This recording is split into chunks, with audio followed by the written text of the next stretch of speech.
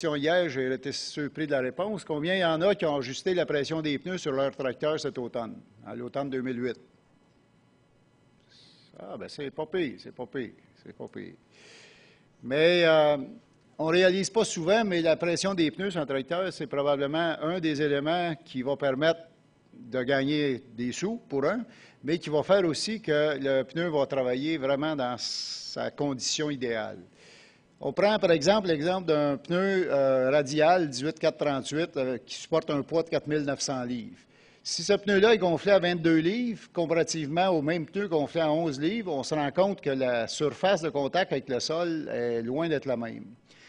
Plus l'empreinte va être grande, meilleure va être la traction, meilleure va être la flottaison. Donc, ça va faire qu'on va avoir une meilleure traction, donc moins de glissement.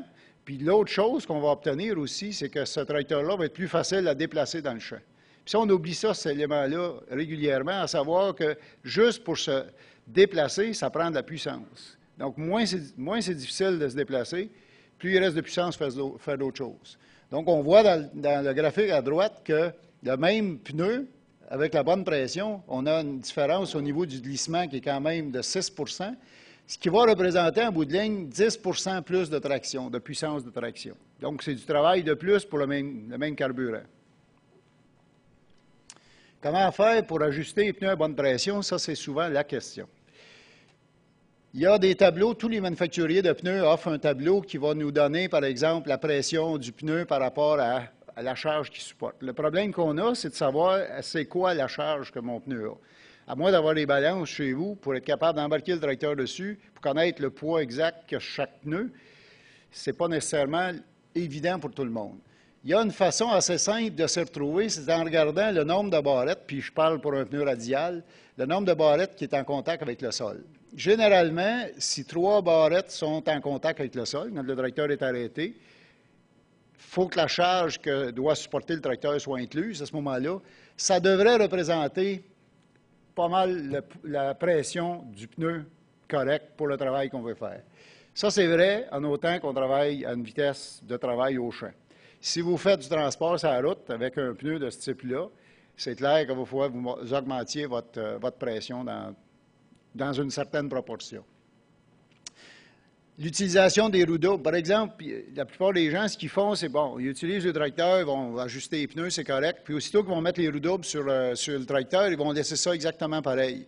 Mais normalement, si on voulait faire les choses correctement, on devrait baisser la pression des pneus au moment où on va ajouter nos roues doubles, parce qu'on vient de diminuer la charge par 4 au lieu de par 2. Donc, la pression, la charge étant moins grande, la pression du pneu devrait être plus basse, de façon, encore là, à faire en sorte que son empreinte soit correspondante à ce qu'il est capable de faire. Puis, il ne faut pas avoir peur de regarder un pneu radial puis de voir une bonne ballonne dans le côté. C'est absolument normal. Il n'y a pas rien d'anormal là-dedans. Vous allez me dire, il va se passer quoi si je ne le gonfle pas suffisamment?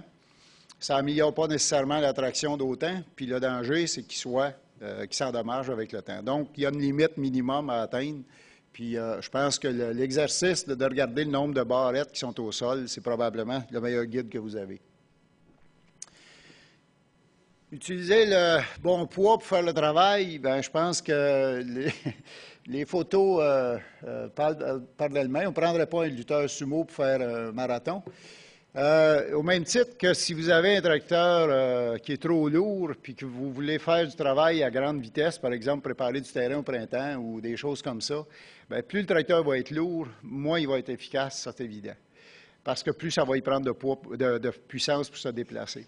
Donc, dans le fond, ce que je veux que vous reteniez de ça, c'est qu'il faudrait normalement adapter le poids du tracteur en rapport avec le travail qu'on va faire. 2 éléments là-dedans. C'est quel type de travail on fait, comment ça demande de traction, puis à quelle vitesse on veut le faire. Normalement, on ne passe pas de la sous-soleuse à la même vitesse qu'on passe du vibro. Puis ça demande pas mal plus de force de traction pour passer de la sous-soleuse que ça demande pour passer du vibro. Donc, il faut ajuster le poids en conséquence de ça. La sous-soleuse, ça demande beaucoup de traction à basse vitesse, on devrait alourdir le tracteur. Le vibro, ça demande pas beaucoup de traction, ça demande de la vitesse, on devrait alléger le tracteur. C'est clair que ce n'est pas toujours évident, mais ça devrait être une solution pour faire en sorte d'économiser du carburant, puis aussi s'assurer de l'efficacité du tracteur au champ. tracteur trop lourd ne va pas nécessairement faire plus de travail. Il peut prendre plus de carburant. La bonne répartition, bien, je pense que là-dessus, ouais, on finit ça là. OK. Bonne répartition, 60-40 pour un tracteur 4 roues motrices, c'est à peu près ce qu'on regarde normalement. Les manufacturiers ont des recommandations. Je pense qu'il faut travailler avec ces recommandations-là.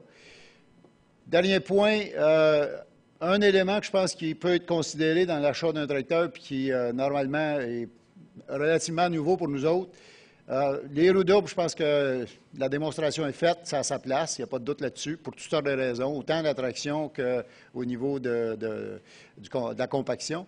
Mais il y a des situations où les roues doubles, ce n'est pas nécessairement facile à utiliser.